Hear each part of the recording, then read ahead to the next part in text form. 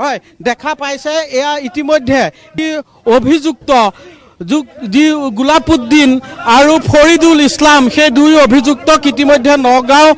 যি আৰক্ষী অধীক্ষকৰ কাৰ্যালয় সেই কাৰ্যালয়লৈ লৈ আহিছে আৰু সংখ্যালঘু সংগ্ৰাম পৰিষদে এই যি আত্মসমৰ্পণৰ যি প্ৰক্ৰিয়া এই আত্মসমৰ্পণৰ প্ৰক্ৰিয়া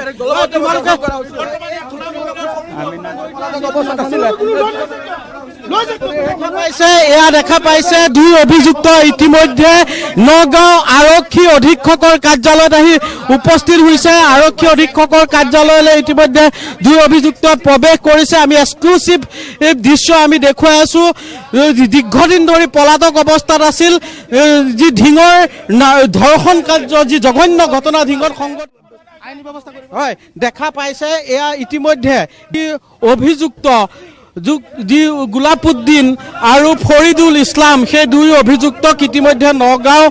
যি আৰক্ষী অধীক্ষকৰ কাৰ্যালয় সেই কাৰ্যালয়লৈ লৈ আহিছে আৰু সংখ্যালঘু সংগ্ৰাম পৰিষদে এই যি আত্মসমৰ্পণৰ যি প্ৰক্ৰিয়া এই আত্মসমৰ্পণৰ প্ৰক্ৰিয়া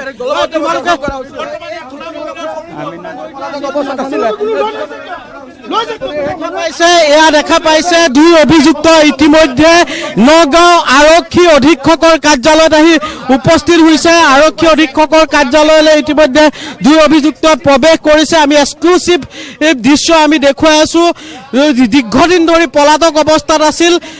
যি ঢিঙৰ ধৰ্ষণ কাৰ্য যি জঘন্য ঘটনা ঢিঙত সংগত আইনী ব্যৱস্থা হয় দেখা পাইছে এয়া ইতিমধ্যে অভিযুক্ত যি গোলাপুদ্দিন আৰু ফৰিদুল ইছলাম সেই দুই অভিযুক্তক ইতিমধ্যে নগাঁও যি আৰক্ষী অধীক্ষকৰ কাৰ্যালয় সেই কাৰ্যালয়লৈ লৈ আহিছে আৰু সংখ্যালঘু সংগ্ৰাম পৰিষদে এই যি আত্মসমৰ্পণৰ যি প্ৰক্ৰিয়া এই আত্মসমৰ্পণৰ প্ৰক্ৰিয়া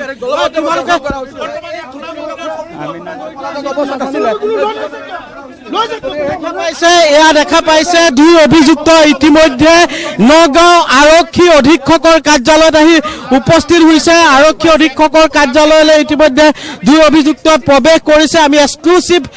দৃশ্য আমি দেখুৱাই আছো দীৰ্ঘদিন ধৰি পলাতক অৱস্থাত আছিল যি ঢিঙৰ ধৰ্ষণ কাৰ্য যি জঘন্য ঘটনা ঢিঙত সংগত